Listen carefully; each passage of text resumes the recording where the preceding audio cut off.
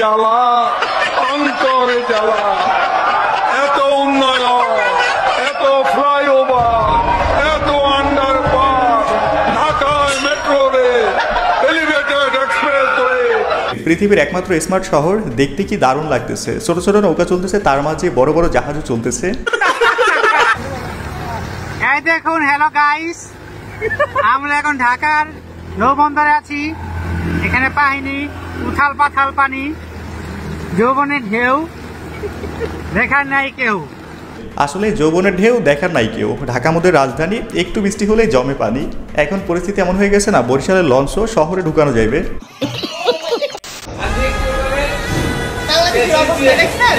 আমার নতুন লাগেজটা দিলাম, টাকাটা ভাঙ্গা লাগছে। মনটা চায় ঢুকাটার মধ্যে একটু গুনিয়া গু লাগাইয়া ইচ্ছা মতো ওদেরকে বাইরে। নতুন লাগেজটা আমার কিনছি 7,000 টাকা দিয়ে, আমার লাগেজটা ভাঙ্গা দিচ্ছে। হাওয়ার কুলার আমি কেটা দিয়ে দেখা কি এয়ারপোর্টে বোন, কিছু করার নাই, এটাই আমাদের সিস্টেম। এয়ারপোর্টে ঢোকার আগে লাগেজের মায়া ত্যাগ করে মারা খাওয়ার জন্য নিজেকে প্রস্তুত রাখতে হবে। বঙ্গবন্ধু আমাদের জাতির পিতা, আমরা সবাই তো বঙ্গবন্ধুর সন্তান, তাহলে আমরা সবাই তো মুক্তিযোদ্ধার সন্তান। তাহলে সেই জায়গা থেকে আলাদাভাবে মুক্তিযোদ্ধার সন্তান তো আর কেউ না। লজিক অফ দ্য ইয়ার, এর চেয়ে ভালো লজিক হতে পারে না। একেই বলে কাটা দিয়ে কাটা তোলা। ভাই গামলা নাকি গামলা গামলা গামলা কত? হ্যাঁ গামলা, হ্যাঁ আপনার তো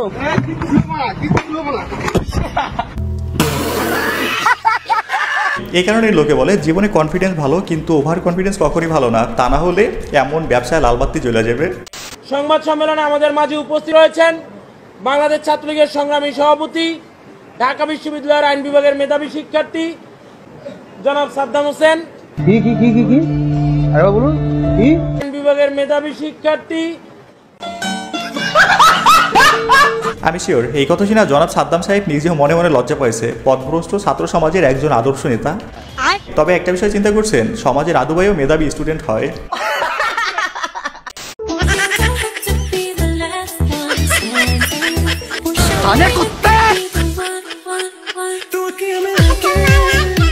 বাংলাদেশের নতুন মহাসাগর আবিষ্কার হলো, নাম হচ্ছে ঢাকা মহাসাগর।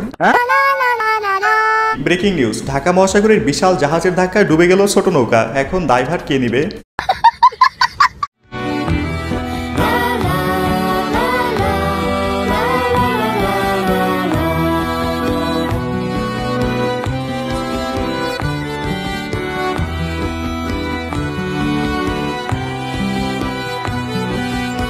ওয়াও, ইতালির ভ্যানিস শহর আমাদের বাংলাদেশে। এখন কিছু স্পিড বোট হলে চলতো, সরি নৌকা হলে চলতো। দেখছেন, নৌকার প্রয়োজনীয়তা সব জায়গায় আছে। আচ্ছা, চোখের জলে ভাসিয়ে দিলাম মনের ঠিকানা, খেয়াল স্রোতে চাইলে তুমি অন্য মোহনা, তবু তোমার সুখে ব্যথার জোয়ার চোখের জলে ভাসিয়ে দিলাম। এখানে তেমন কিছু না, ওরা সকালে পিটি মিস করছে, তাই ক্লাসের বাইরে একটু পিটির ব্যবস্থা করছে। বাই দ্য ওয়ে, স্কুল লাইফের সেই দিনগুলোর কথা মনে পড়লো নাকি? আমার তো অনেক কিছু মনে পড়ে গেল।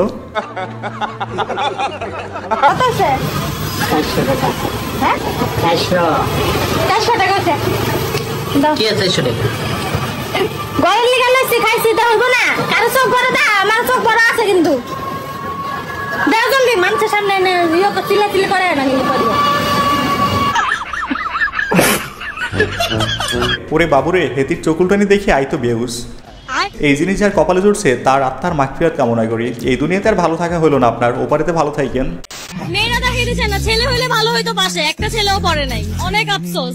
ছেলে হইলে ভালো হইতো, পাশে ছেলে হইলে ভালো হইতো, পাশে ছেলে হইলে ভালো হইতো, পাশে ছেলে হইলে আসলেই ভালো হইতো। আমরা ছেলেরা এক্সট্রা পেপার নিয়ে মেন খাতা বন্ধুকে দিয়ে দাও পাবলিক, আর সেখানে যদি মেয়ে মানুষ হয় তাহলে তো কোনো কথাই নাই, লেখা দিতেও রাজি। প্যারি সমাজ গই। বছর পর দেখলাম, এক বছর পর দেখলাম, তারপর ধরলাম, এক বছর পর দেখলাম, তারপর ধরলাম, ভালো লাগলো, একটু টিপলাম, এক বছর শেষ করতে দাও। এক বছর পর দেখলাম, তারপর ধরলাম, ভালো লাগলো, একটু টিপলাম, নরম লাগলো, তারপর একটু চুষে দিলাম, মজা লাগলো।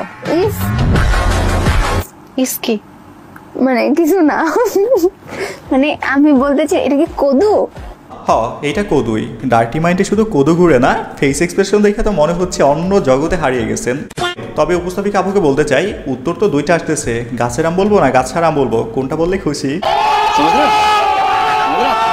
Honey in the morning, क्या गुंडा बनेगा रे तू? Honey in the evening, say honey in the morning. খতম, টাটা বাই বাই গায়া, ওর খেল খতম। এই কষ্ট শুধুমাত্র বাইকের ছেলেরাই বুঝতে পারবে। কদম জোড়া একদম কান্দে উঠে গেছে। গাইজ, ভিডিওর এখানে বলতে চাই, ভিডিওটা যেহেতু এই পর্যন্ত দেখছেন, যদি ভালো লেগে থাকে তাহলে অবশ্যই একটা লাইক করবেন, যদি সম্ভব হয় একটা শেয়ার করে দিবেন। চ্যানেল নতুন হলে অবশ্যই সাবস্ক্রাইব করে ফেলবেন। তাহলে চলুন মূল ভিডিওতে আবার যাওয়া যাক। আমার বাবা একজন মুক্তিযোদ্ধা, উনি 2 নং সেক্টরে যুদ্ধ করেছিলেন। আমি মুক্তিযোদ্ধার সন্তান, কিন্তু আমি যতদূর জানি যে বাংলাদেশ সরকার যথেষ্ট সুযোগ সুবিধা আমার বাবাকে দিচ্ছে, আমার ফ্যামিলিকে দিচ্ছে। বাবা প্রতি মাসে 20,000 টাকা ভাতা পাচ্ছে, এটাও একজন সরকারি চাকরিজীবীর বেতনের চাইতে কোনো অংশে কম না। সেখানে আমার প্রয়োজন নেই তো যে আমি অন্য একজনের চাকরির সুযোগটা নষ্ট করার। আমি আমার বাবার বেতন থেকে আমি যতটুকু সুবিধা পাচ্ছি, আমি পড়াশোনা করতেছি। আমি পড়াশোনা করে আমি আমার মেধা দিয়ে বাকিটা যেতে চাই। আমার বাবা আমার জন্য করেছে, আমাকে করতে হবে আমার ছেলে সন্তানের জন্য। আমার ছেলে সন্তান আমার বাবার সুবিধা নিক বা আমি সুবিধা নেই, সেটা আমি চাচ্ছি না। এই দেশ সবার দেশ, সবারই অধিকার আছে। বিশেষ করে যারা মেধাবী, প্রতিনিয়ত আমরা দেখি, আমি হলে থাকি, ঢাকা ইউনিভার্সিটি স্টুডেন্ট, আমি দেখি যে আমার ভাইয়েরা কি পরিমাণে কষ্ট করতেছে, আমার সিনিয়র জুনিয়র বেসমেটরা প্রতিনিয়ত কি পরিমাণ কষ্ট করতেছে একটা চাকরির জন্য। সেইখানে আমি কেন পরিশ্রম মিলে আমি কেন সুযোগটা নিব? আমি একজন আদর্শ বাবার আদর্শ সন্তান, কোটা দিয়ে নয় মেধা দিয়ে যাচাই করা চাই।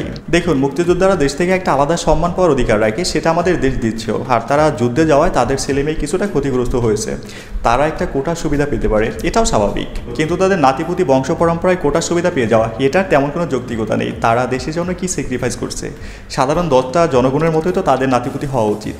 এটা কোথাও কি এমনটা মনে হচ্ছে না পূর্ব পশ্চিম পাকিস্তানের একটা বৈষম্যর মতো? এটা আমার মনে হয় সমাজে একটা বৈষম্য সৃষ্টি করে। আপনার কি মনে হয়? কমেন্টে জানাবেন।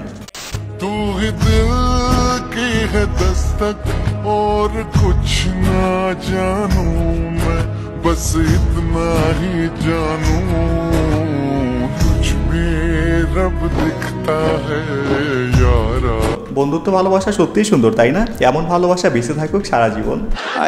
তবে এখানে একটা বিষয়, টিকটকে এই ভিডিওর কমেন্ট সেকশনে দেখলাম বেশিরভাগ মানুষই ফাহিমের বউ নিয়ে এনে আফ্রিদির পাশে বসাচ্ছেন। তাদের বলতে চাই, দেখুন, বন্ধুর বউকে যেমন গর্ব করে নিজের বউ বলেন, ঠিক তেমনই বন্ধুর বোনকে গর্ব করে নিজের বোন মনে করতে হবে। ওকে ওকে।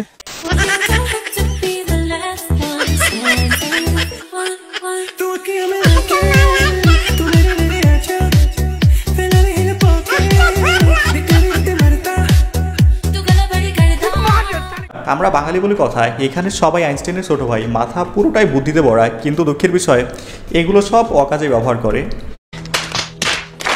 থানায় ঢুকে পুলিশ সদস্যদের বেধড়ক পেটানো হয়েছে। মঙ্গলবার রাত 9:30টার দিকে কিছু সেনা থানায় ঢুকে পুলিশ সদস্যকে মারধর করেন। এতে করে থানার হাউস অফিসার সহ 5 সদস্য আহত হয়েছেন। এ ঘটনায় সেনাবাহিনীর 3 লেফটেন্যান্ট কর্নেল সহ 16 জনের বিরুদ্ধে মামলা করেছে পুলিশ। অভিযুক্ত সেনা সদস্যদের বিরুদ্ধে দাঙ্গা, হত্যা চেষ্টা এবং থানায় ঢুকে পুলিশ সদস্যকে অপহরণের অভিযোগ করা হয়েছে। এছাড়াও পুলিশের অভিযোগে বলা হয়েছে, অস্ত্র ও পোশাক সহ 3 কর্মকর্তার নেতৃত্বে সেনারা অনুমতি ছাড়াই থানায় প্রবেশ করেন। এই সময়ে কোনো ধরনের উস্কানি ছাড়া থানার ভেতরে থাকা পুলিশ সদস্যদের মারধর করেন। এমনকি পুলিশ সদস্যদের লাঠিও মারেন তারা। আমি শিওর পুলিশ মামারা মারি খাওয়ার কাজই করছিল, তাই থানায় ঢুকে বাটাম দিয়ে আসছে। কারণ আর্মিরা কারো উপরে অন্যায়ভাবে চড়াও হয় না, আর বেশিরভাগ পুলিশ অন্যায়ভাবে মানুষের উপরে চড়াও হয়, কিন্তু অসহায় পাবলিক কিচ্ছু বলতে পারে না। বাট আর্মিদের সামনে 9-6 চলে না।